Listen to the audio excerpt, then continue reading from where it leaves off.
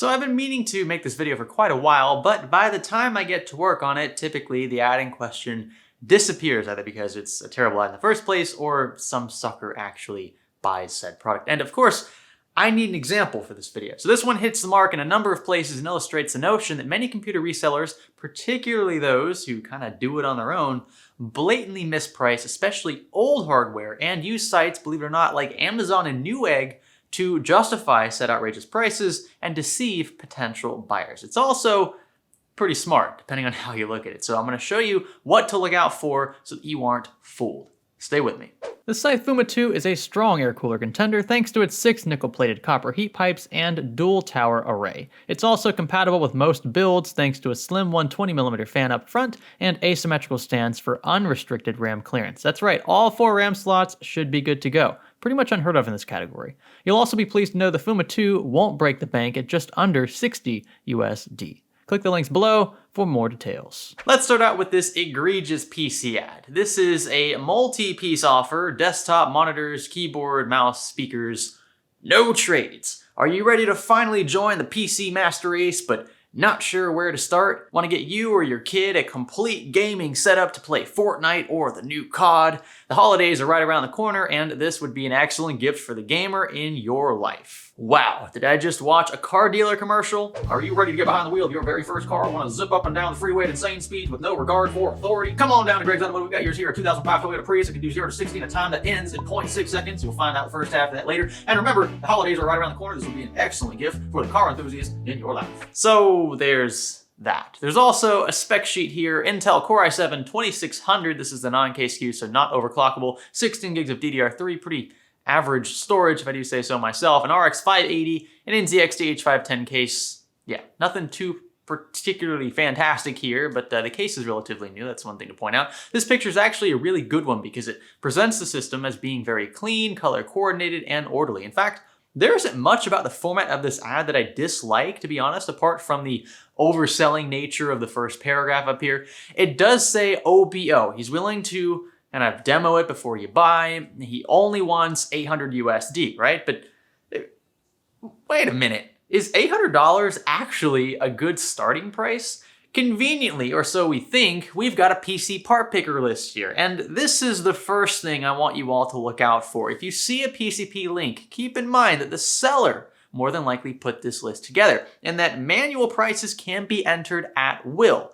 And we see that in a few cases. A 250 gig Samsung 850 EVO SSD was manually listed at $83.99. We can tell because this price is not hyperlinked, it's just a black font. Turns out, a brand new 860 EVO though sells for just over 50 USD, sometimes even cheaper. So this price right here is just downright pathetic. Up next, the ViewSonic VX2250, manually listed for over 100 USD, but consistently found on eBay and elsewhere for around 50 bucks. It's a pretty cheap and old monitor. The Samsung monitor is in a similar boat. There's nothing inherently special about either of these, yet the seller wants you to assume they're worth considerably more than they actually are in the used market. And he, assuming it's a guy, uses PCP to justify the original price of the system. Same goes for the Z75 motherboard. First off, it makes no sense to pair a locked SKU with an overclocking chipset, but it also makes no sense to include the retail price of a board that was released around 2011.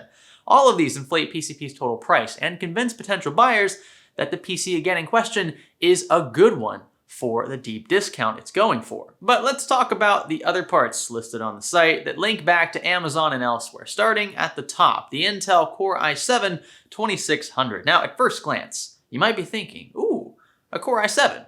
This system's gonna slay. But it's a 2600, not unlocked first off, and several years old. Actually, nearly 10 years old. 32 nanometer lithography, 4 cores only, hyper-threading, and a max turbo of only 3.8. Now, I'm not trying to dump on systems that still use 2600s. It's just not worth what this guy says it's worth, right?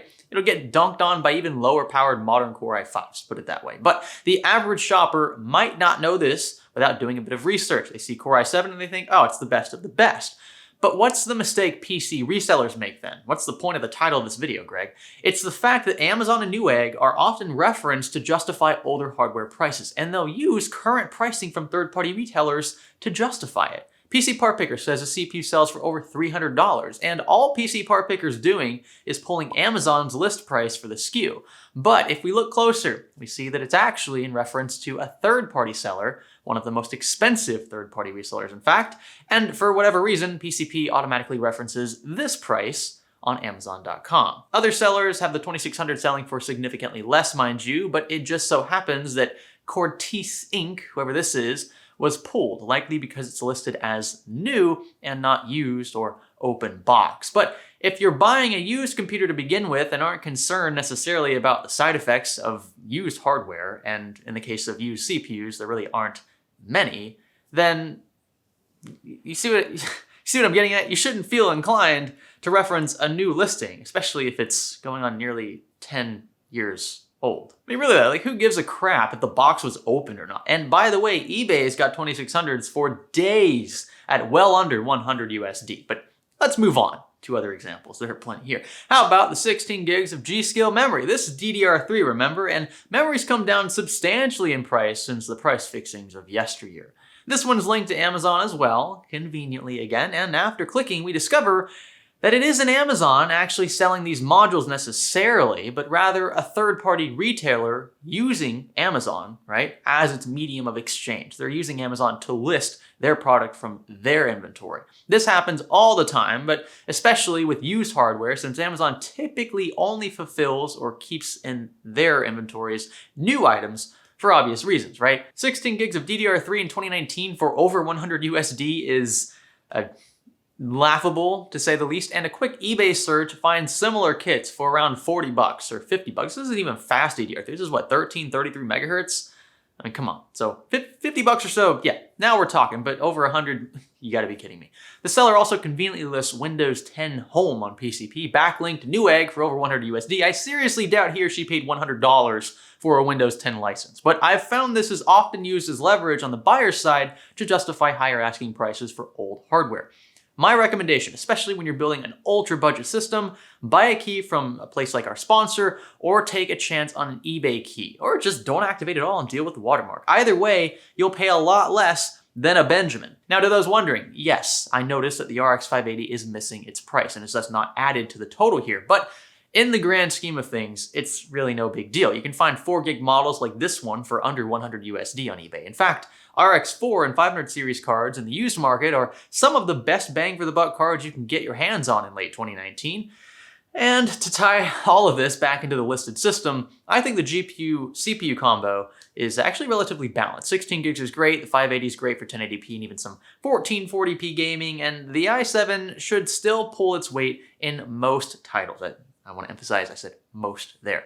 Would even be decent at video editing, to be honest, but in light of how affordable some Ryzen CPUs are, even in the new market, it makes no sense in my book to choose an i7 2600 system rocking a dead-end platform unless said platform was selling at a massive discount from MSRP, and at this listed price, the discount is just not steep enough. So let's round things up by actually pricing out the listed system. After checking out several combos online, I found a few listings that were very similar in terms of horsepower that dropped pointless things like the Z chipset, right? The 2600 here, 16 gigs of DDR3 with a motherboard and cooler can be had for 150 USD. That's the entire platform. Same goes for this one, and it's even OBO, so you could probably pitch something around 120 USD. It really all depends on the seller, but you won't know unless you offer, and that's the beauty of eBay and making offers on eBay.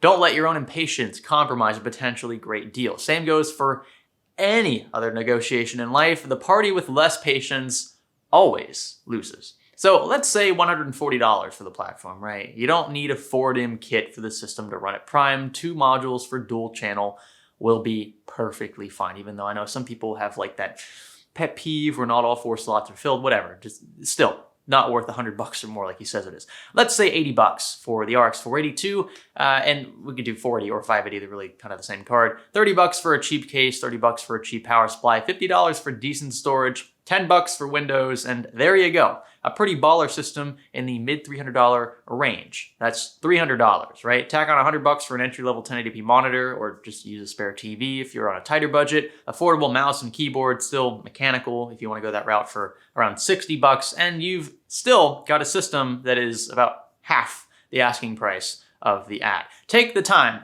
do the research, price things out, and you'll often find that you can DIY for a lot less. This is true with a lot of things in life, but PCs really aren't all that complicated, and you'll find that out if you haven't built one yet, but you decide to build your first and you realize there's really only 7 or 8 parts and it takes you at most maybe a few hours, especially if you want to be really tidy with cable management. But PCs are not complicated. We're not asking you to assemble motherboard components, right? We're just asking you to throw things onto the motherboard and attach things to the motherboard. And that you don't have to be a rocket scientist to figure that out. You don't have to be an engineer or an electrician or anything like that. You just watch a few videos, you'll figure out how it all works. Compatibilities are probably more complicated than the actual PC build itself, if I'm being frank. And again, remember to watch out for listings and links that contain third-party resellers as references. Anyone, including you or me, could list a 16 gig kit of DDR3 for $100. Heck, we could list it for $1,000 if we wanted, but it doesn't mean that the same kit in your old system is magically worth said listing price. It's just what I'm trying to sell it for, and I probably won't sell it for that price, so that's not really the market or going rate for said kit of RAM. And I know I referenced to it as a mistake in the title, but I have no doubt that some sellers cherry pick third-party listings that are outrageously overpriced to justify their askings. Your best bet, in my opinion, is to use a site like eBay to gauge the value of used hardware. You can specify a price range, for example, and sort from low to high, or search for other hardware around the same price as the components listed in a PC part picker link, for example, to determine what you could buy instead. Either way, happy hunting. I hope you've enjoyed this one. Click the thumbs up button, consider subscribing, leave a juicy comment down below. Let me know if you like this format. I would appreciate the feedback on that, and I'll catch you in the next one. My name's Greg. Thanks for cringing and learning with me.